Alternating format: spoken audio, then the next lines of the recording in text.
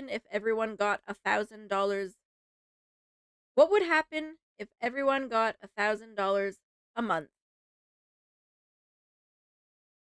Bum, ba, bum, bum.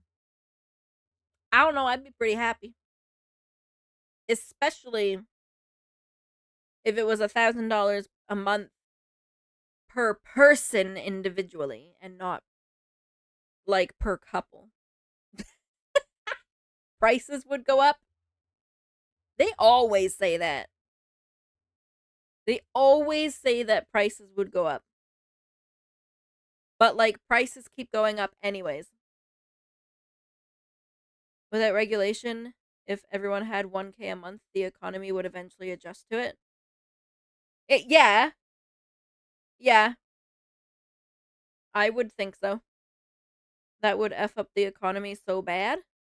$1,000 here is really rich. Damn.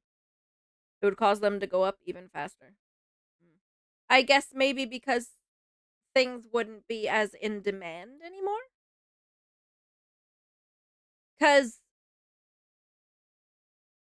if everyone got this, so they would, have an easier time paying bills, um, rent, and stuff like that, which means they would have more money to go out spending at restaurants, to go out, going on vacation, buying whatever at the going to the mall and buying stuff.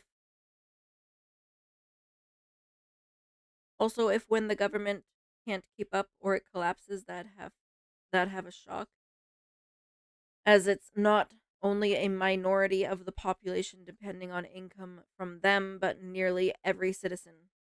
True. You're talking hyperinflation. Well, it says everyone got $1,000 a month, but not that everyone just stopped working. So what if everyone keeps working their 40-hour work week, but they also got this $1,000 a month? Because if you're a couple, well, as one person and you're only getting $1,000 a month, you'd still have to work. $1,000 a month, and let's say you make minimum wage, you would definitely still need to work full time with prices how they are right now. 100% you would still need to work full time.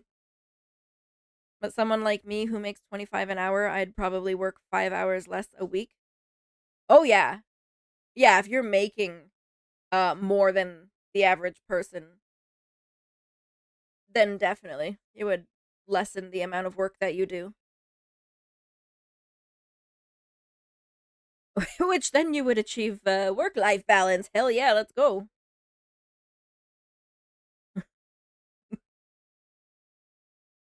But yeah, I don't know, like, people who make more would work less as they could afford to.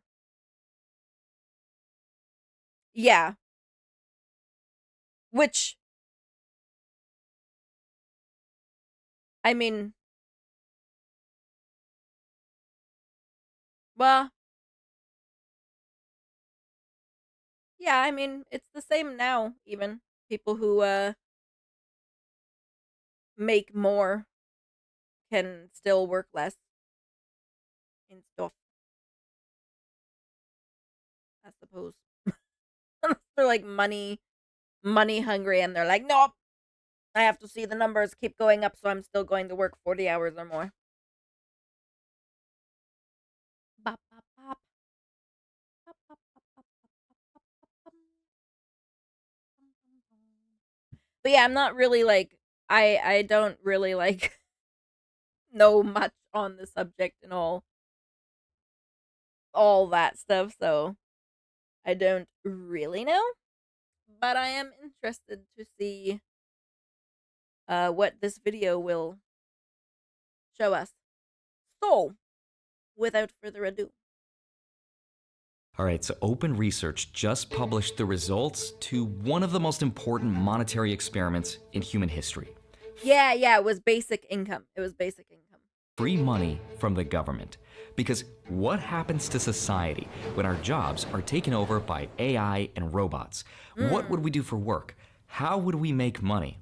And I know this sounds like science fiction, but research See, that's the interesting thing, because yeah, everyone talks about like, oh, AI could potentially take over a lot of jobs. And in that case, these people that have their jobs taken over, well, they still need to make money. So now I'm even more interested.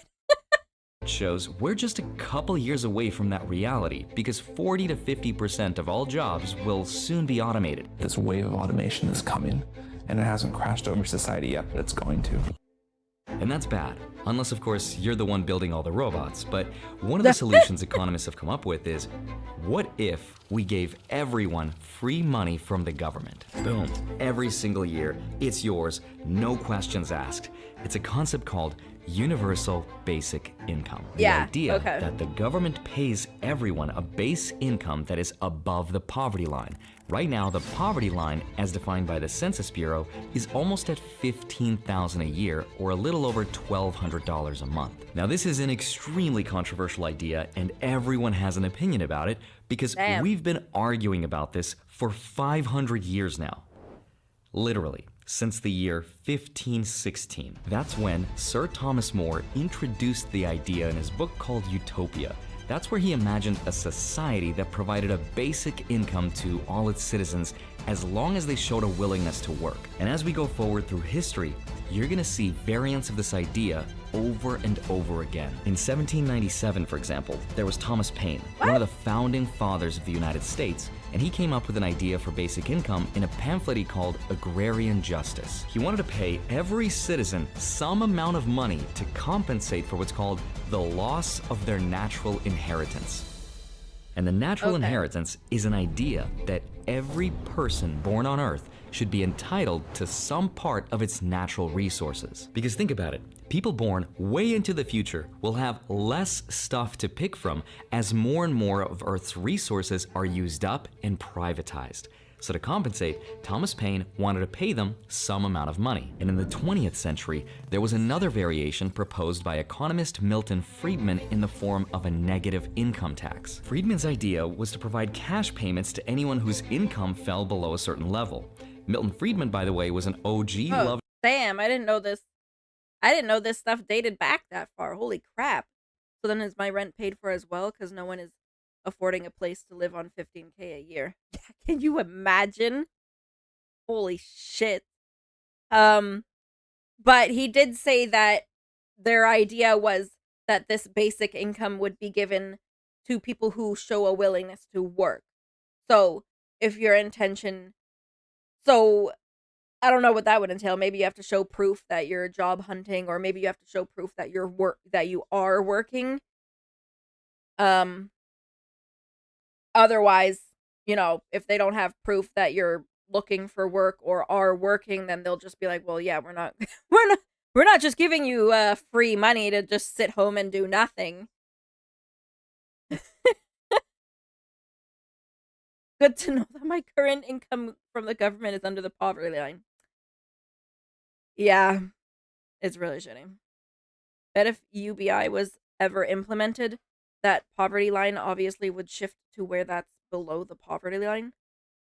See, people on disability should be able to live above the poverty line. So basically, it's unemployment with extra steps. Yeah, cause when like here, when you're on employment insurance, you have to show proof that you're job hunting and stuff, or they can stop the payments. And yeah, I agree. People who have disability and like can't work, like they should be like past the poverty line. Like they need to be having enough to actually live. Like it's ridiculous. Oh, here's $800 a month. You can live on that, right? Right? With $800 a month. It's disgusting. Disgusting. disgusting. Loved by everyone. He was a Nobel Prize winning economist that, fun fact, predicted Bitcoin's existence way before it happened in 1999. Look it up, but not before you watch this video, please. Now, in 1967, in a book called Where Do We Go From Here? Chaos or Community, Martin Luther King Jr. had his own idea when he said, "The solution to poverty is to abolish it directly by a now widely discussed measure, the guaranteed income." And one of the more recent examples is a political candidate, Andrew Yang, with his freedom dividend when he proposed giving anyone over the age of 18 $1,000 a month. My flagship proposal is a freedom dividend of $1,000 a month for every American adult starting at age 18. And most recently, you probably had a taste of UBI when the government started to give everyone a stimulus check of $1,200. All of these are variations of the universal basic income idea. And it's only gonna get— I didn't get a stimulus check. I want to file a complaint. I never received that. Just let me keep more of my paycheck without taxes. Yeah. But see, so my guess is that they, I am so sorry. Freaking, hold on, give me a second. Hold on. My guess is that they would give you this $1,000 a month and you would probably still pay tax on it. That's what I was trying to say. And then you know, you still file your taxes and all that stuff. But yeah, that's what I would assume. They give you the $1,000 a month, but you still pay tax on it. Maybe. More important to figure out as society evolves thanks to technology. But here's where it gets super interesting. We've been running this money experiment all around the world in different countries, and just a couple weeks ago, we got the results to the United States in what's considered to be the most comprehensive randomized study of UBI ever conducted. And in today's video, I want to show you the history of UBI, the arguments for it, some of the arguments that are against it, and what the test results showed. Yeah, I want to see the test results. I'm really interested. Current system discourages disabled people from even trying to work if they manage to get on assistance. Yeah, so here, in where I am, they just recently only raised it so that if you're on a disability, you can make it's actually kind of embarrassing. You can make $1,000 a month, and if you make from working, and if you make more than that, they will deduct payments. Like, they will deduct that from your disability payment. $1,000 a month.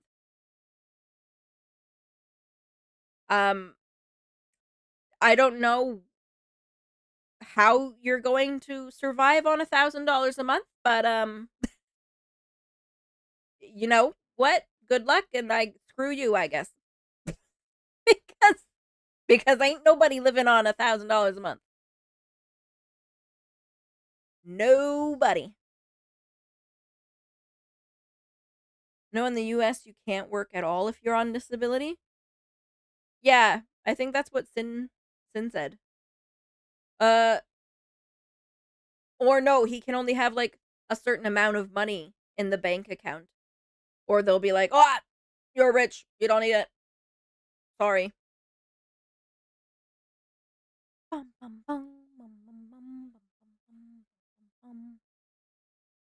You technically could, and it's similar deducting business, but it also has a time limit, as they assume if you could work for long enough, you must not need any of their assistance anymore. You don't have a disability anymore. You're able to work that much. What are you talking about? Meanwhile, if you only work enough to make that $1,000 a month and then collect your disability payment, you're still only getting maybe $1,800 a month, which is still, you're not living off that either. No way. No way.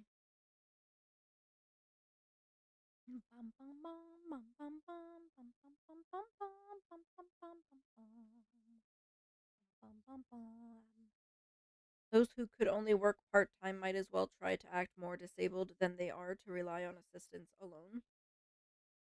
It's fudge. They probably don't want disabled people working, although they pretend they do. Yeah. It is sad. It is sad. It's basically built to keep you poor. Pretty much. That's what it is. I don't, maybe they think your disability will just go away one day. It'll just magically disappear. And then you won't need their assistance anymore. Right? Ugh. Ugh. I think this is going to be a huge part of our conversation really soon, and I want you to know about it, so let's get into it. Hi, my name is Andrei Jikh. Hope you're doing well, come for the finance, and stay for universal basic income.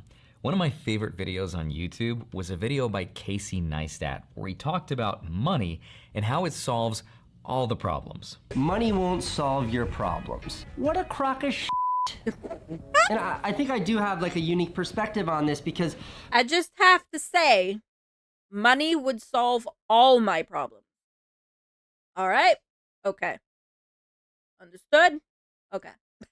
you know, I spent a good part of my life being very, very poor. I qualify very poor as like 0 in my bank account, 0 savings, 0 safety net, nowhere I could turn to for money.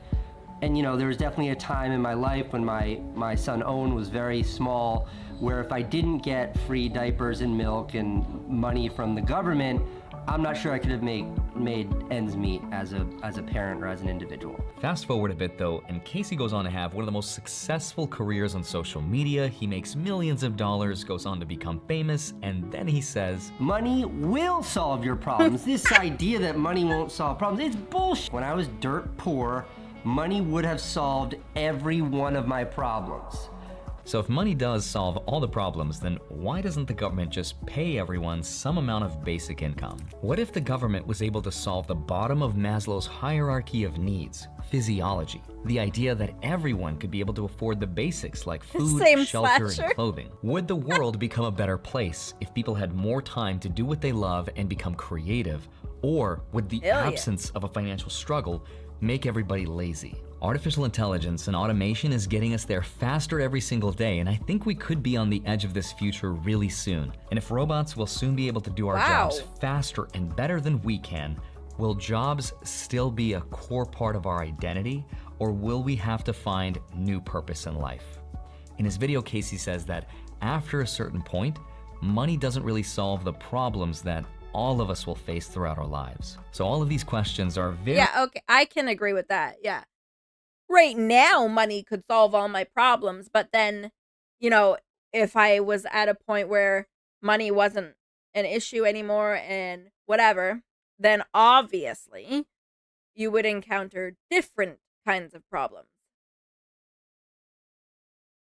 But I'm hesitant to say that any problems that don't involve money would be as bad as ones that involve money. If I'm making any sense, I don't know. I feel like money problems are pretty bad. They can be pretty bad. Also, if one is unlucky enough to need to rely on such assistance as an adult, unlike those who aren't disabled, you are unlikely to make enough to move out without more assistance.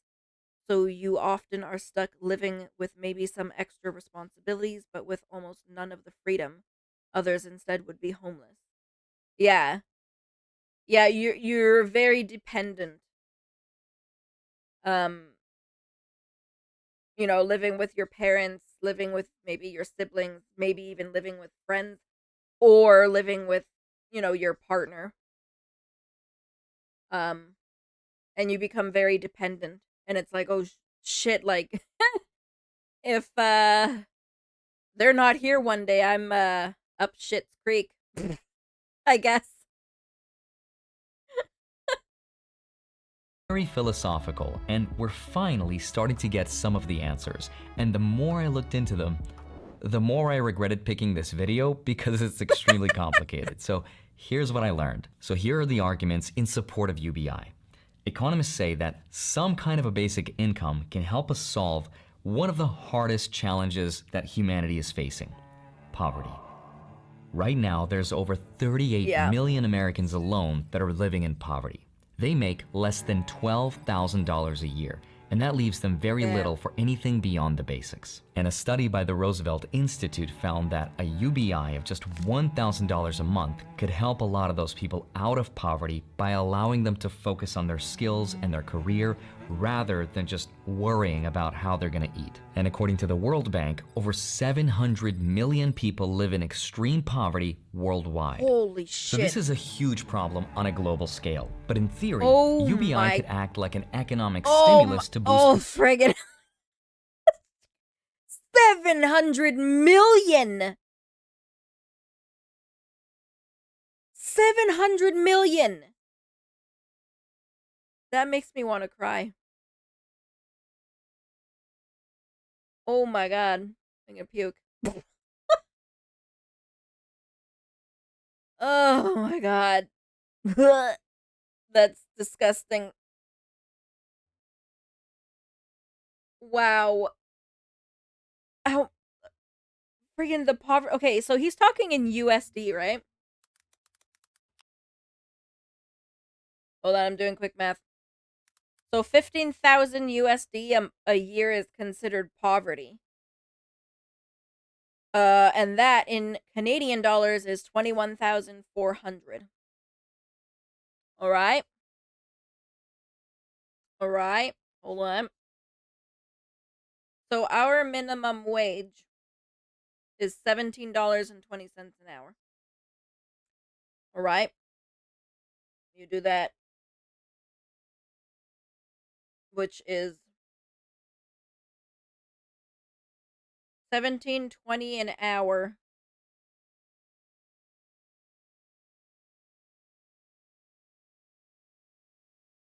Would be, before taxes, would be $33,000 a year, but after you pay tax, you're probably pretty close to that 21,000. So if you're working here on minimum wage, you're living in poverty. And that's full-time work.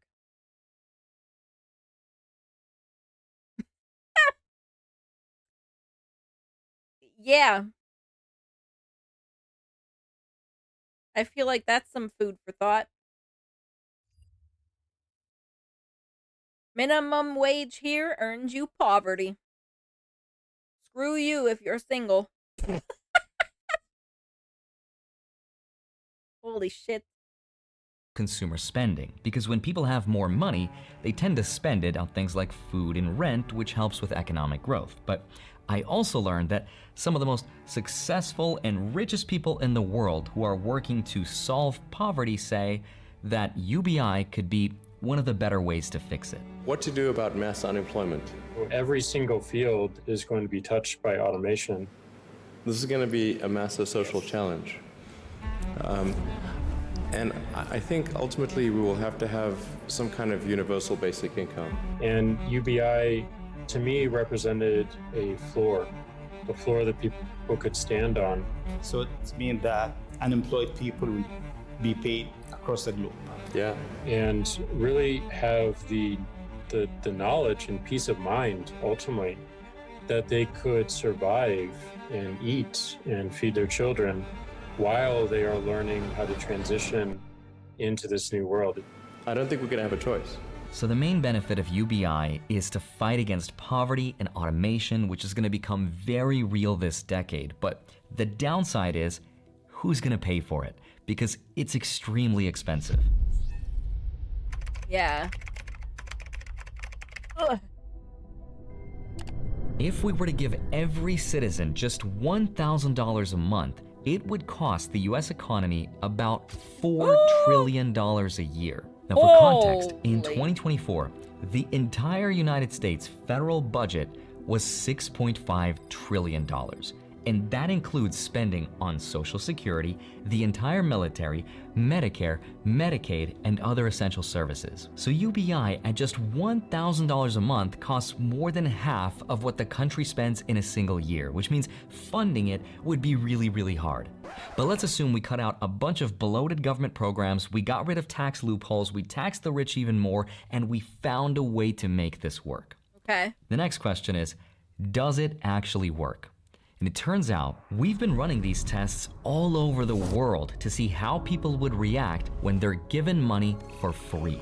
And here's what we found. In the 1970s, for example, Canada was running the Mincome test, where they gave the whole town of Dauphin, Manitoba, a basic income. And what they found was an improvement to healthcare and higher graduation rates. Unfortunately, the program was canceled after 4 years because of politics, but in 2017, Ontario tried again with another program to help 4,000 low-income residents. But again, the experiment was ended early because of a new government, so the results were inconclusive. But Brazil has been running an experiment of their own for decades called the Bolsa Familia, or PBF, which helped around 20 million people out of poverty. From 2002 to 2012, the percentage of Brazilians living on very little money dropped from 8.8 to 3.6%, and income inequality was lowered as well. In 2017, Finland, which is considered to be one of the most advanced welfare states in the world, tried their own experiment for a whole 2 years. They gave 2,000 unemployed citizens a monthly income. And what Finland discovered was that their program didn't really have much of an effect on people's desire to work less or work more, but it did increase their happiness and it lowered their stress levels. Now, Germany also tried their own experiment in 2014, where they gave people $1,100 a month for 1 whole year. And the result was 80% of recipients said the income made them less anxious, more than half said it allowed them to continue their education, and 35% said they now felt more motivated at work. What? Well, friggin' no shit! Honestly, I would feel more motivated to do stuff if I wasn't stressed all the time and anxious because of worrying about it. Like, I don't know, it just, living with the worry and stress and stuff really, I feel like it doesn't entirely motivate you to work harder, almost in a way. I don't know how to explain what I'm trying to say. But, like, living with all that stress and stuff, it's hard to get yourself motivated to work harder to earn more money because you're just bogged down by all this anxiety and stressing about, oh, do I have enough money for this? Do I have enough money for that? Blah, blah, blah, whatever. So then it affects your mood, and then you're just so upset you can't really bring yourself to do work. Whereas if you're not bogged down by all those feelings, well then you're gonna be like, hell yeah, let's go. I am ready to conquer the workplace right now. I am ready to go. Cause it's gonna be worth it. Good luck trying to get America to attempt anything like that, as they seem to, at the minute, not be interested in lifting anyone out of poverty. In fact, those already in such, they rather keep them there and try to send the rest down. Yeah. Oh, yeah. Right now, it's just a system that is there to keep you poor.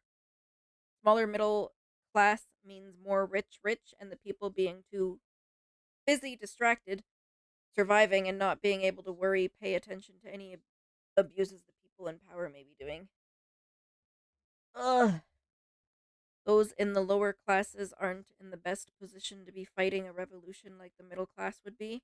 No, because they're just trying to friggin' survive. They're just trying to get by the day. They'd likely be in survival. Yeah, exactly. They'd be in survival mode. Bum, bum, bum, bum, bum, bum, bum, bum, bum, bum. Ah, dang it! Stop humming, Zelda. Okay.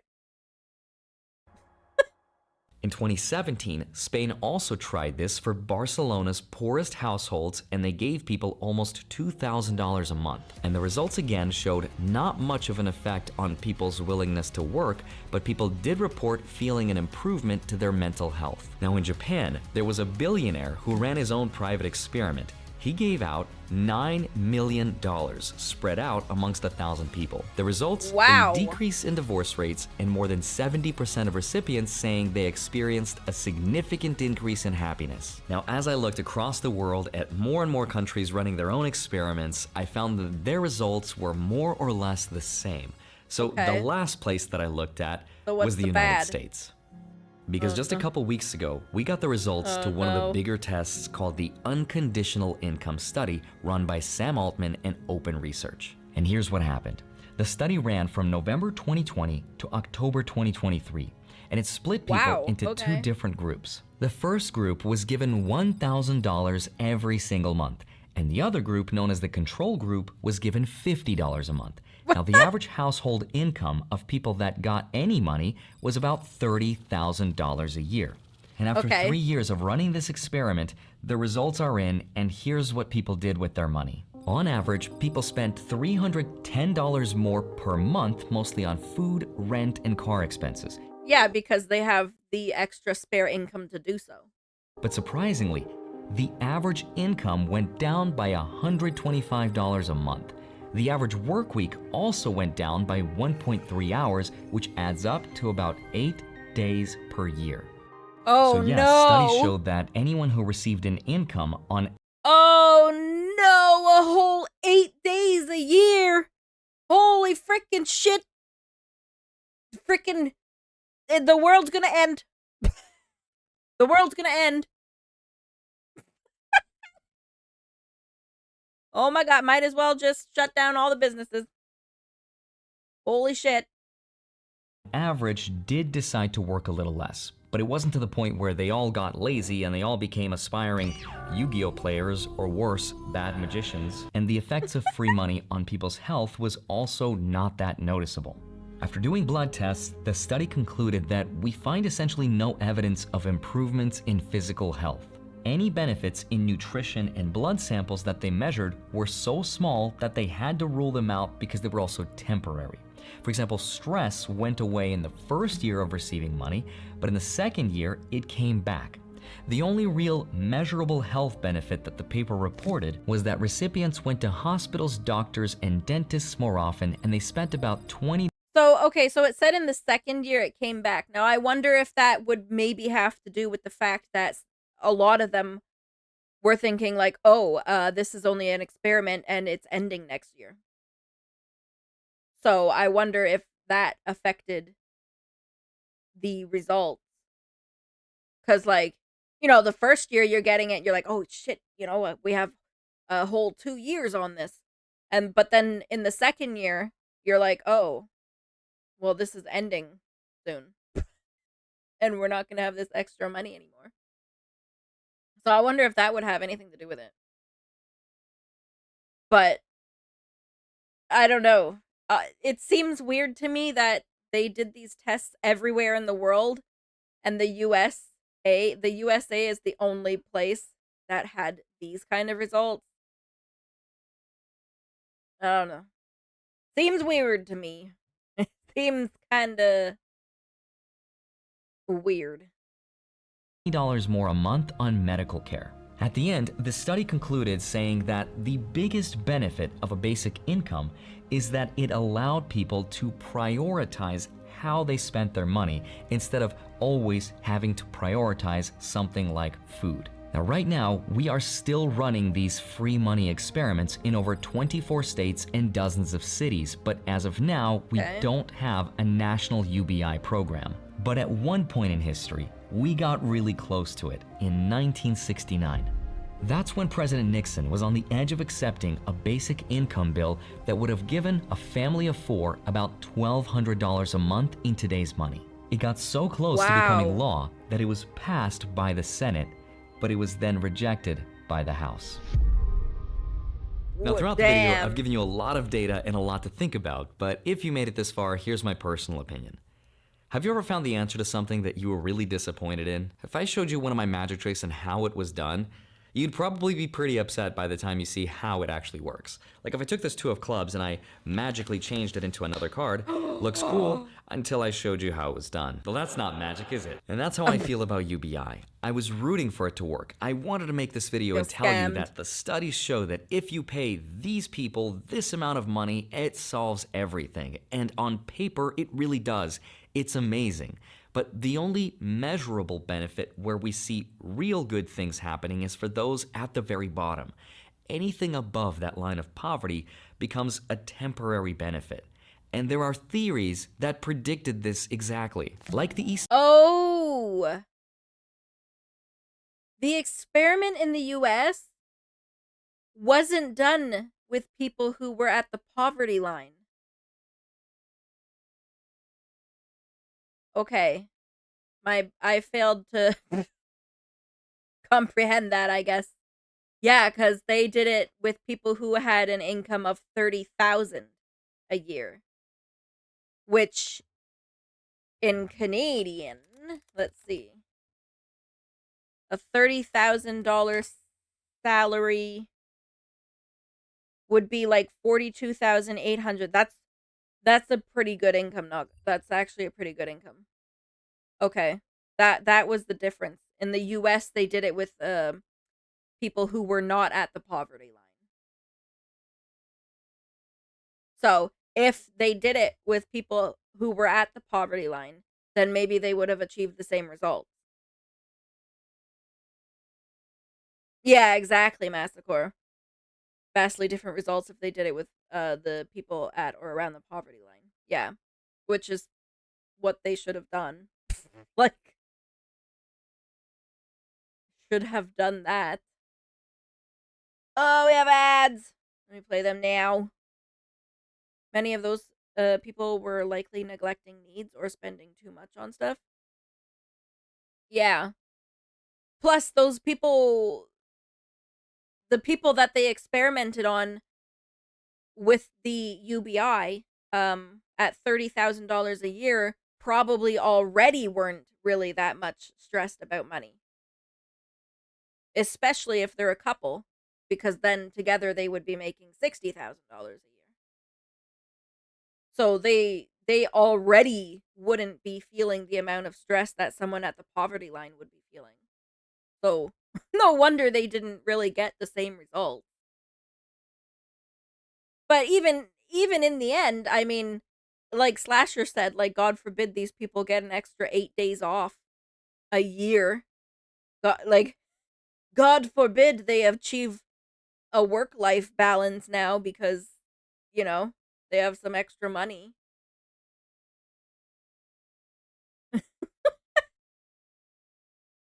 Oh my gosh. We can't have that happening. That's like basically just like an extra week off per year. You already don't get enough time off per year, damn it. I'm lucky. My work doesn't really have like I've been able to take days whenever I want. They don't seem to really have much of a problem. Um but I can't imagine working at a company where they're super strict and only let you take your 3 week. Well, here you have 2 weeks per year. And then if you're with a company for 5 years, I think you get 3 weeks per year. So and like that's just it's just not enough. It's not enough.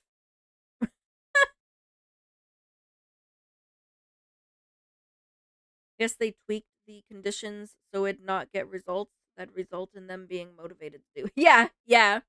They're trying to rig the results so that they get results that would make it be like, "Oh, yeah, we don't want to do the UBI because the results showed that it doesn't really matter." I can pretty much get time off anytime I want, but I only have a week and a half of vacation time. so I try to save it. Yeah, so officially I'm supposed to only have like 3 weeks per year off. Paid. So I get like vacation accrual. Um However, because of how the vacation accrual works, most times if I end up taking more than my 3 weeks per year, which I pretty sure I always do, because I'll take some random days. Maybe I'll take a long weekend here and there. So because of how vacation accrual works here, I don't know if it works the same in the US. I basically have any day off covered if I just tell them, "Oh, use the vacation that I have accrued." Which I think I get like $80 per pay of vacation accrual. I think. So if I take a random day off, I can just be like, "Oh yeah, just use the vacation that I accrued." Sterlin paradox, which showed that worldwide, among all people of all countries, happiness does go up with money, but it only goes up to a certain point. And subsequent studies showed that the bigger indicator of happiness is not absolute income, it's relative income and income growth. I have this weird, crazy theory that happiness can be found between reality and expectation. We can find happiness on the journey between two spaces of where we are today and where we want to be. So if you gave someone Okay. $12,000 who wasn't making anything, you would make their life. If you gave that same $12,000 to someone making $50K a year, you'd make them happier as well, but not as happy as the person who wasn't making anything. And if you gave that same $12,000 to a person making $1 million a year, you'd have no effect on their happiness at all. And that's Yeah, because because they're like, "Oh, as we thanks, make more I guess." money, our reality improves, and that closes the gap between itself and expectation. That's why I think a lot of rich, successful people can be so miserable. It's because their lives are so far ahead and so utopian that there's no reasonable, reachable expectation that can be achievable. Because if your life is already perfect, where can you go from there? That gap Damn. is closed. And so what you're left with is just comparison to others, feeling like you're behind, or setting unattainable, unreachable goals. I was watching this guy who was on a yacht. He rented the yacht, but he was worth hundreds of millions of dollars, and he was complaining that he couldn't afford the yacht yet. And I thought, how are you not happy with where you are? You're worth hundreds of millions of dollars. You think that yacht's gonna do it for you? Find something else to close the gap with. Don't make it money. And if it's money, make it something attainable or make it something else. Happiness is that journey between where we are and where we want to be. That's why it's not absolute income that measures happiness. It's the growth of income that's longer lasting and actually measurable. But I'm not giving up on the idea just yet because maybe the experiment itself was wrong. Maybe instead of giving $12,000 a year to people that are making $30,000 wasn't the right answer. Maybe Yeah. it was supposed to go to the people that weren't making any income, or people that are homeless. Or maybe it Exactly, wasn't yeah. supposed to come in the form of money at all. Maybe it should have been basic needs like affordable housing, shelter, healthcare, food, and education. A circumstance, a reality that set people up on a good path to chase that gap between their reality and their future expectation and their goals. Whatever the answer is, I hope you didn't think you were gonna find it on a YouTube video, so I don't know why you're still watching, but I'm just glad that there's welfare programs that exist that gave people like Casey Neistat the security to pursue their dreams and make the videos that I've enjoyed. That's why I'm not giving up on the idea yet. But I'd love to hear your thoughts. Do you support universal basic income? And if you do, I how do would. you think we should go about it and how should we fund it? I think it's a really interesting conversation that we're about to have a lot more of in the future. But in the meantime, I hope you have a wonderful rest of your day. Smash the like button, subscribe if you haven't already. Don't forget to grab your free stocks. Links are down below. Go track them automatically with the spreadsheet link down below in my Patreon. Thank you so much for watching this video. I'd love to see you back here next week. I'll see you soon. Bye-bye. Anyways, I don't know about you guys, but I would support universal basic income. honestly, even an extra like $500 a month would help. Even an extra $500 a month would just help. If the government came out with a minimum rent coverage or something like that, I'd use it. Yeah, just anything at all. Because the cost of living is just so high right now, and they're wondering like, oh, why is everyone seeming so depressed now, and mental health this and mental health that and blah blah blah blah blah. Well, because so many more people now can't afford to have the basic kind of life that they want, which is probably for most people just maybe a spouse, um a home to live in independently, a vehicle, and maybe one vacation a year. And most people it can't achieve that anymore. So, you know, just a little bit could help a lot of people. Doesn't have to be $1,000 a month. Just 500 would help. And by what I mean by 500 a month, I even mean between Jello and I. So I guess in a sense it would be 250 a month. Bum, bum, bum. This is the latest I've stayed up in a long time. What? It's only 9:30. What do you mean? There's very much a sense of they didn't earn it, they don't deserve it. Ironic sense of entitlement here in the USA. Yeah, I hate that. Unless you're like literally the laziest piece of shit ever. Everyone deserves to have their basic needs. Doubt the mental health crisis was caused by social media or whatever vice older generations may not understand or hate. Maybe it's that their reality isn't making them happy and they feel they could never achieve their goals. Yep. Yep. I would absolutely love to have, for me and Jello, to have our own little apartment. That would make me so happy. But at the moment, I don't know. We'll see what happens. Hopefully we'll get a new government in to friggin' do something about the situation.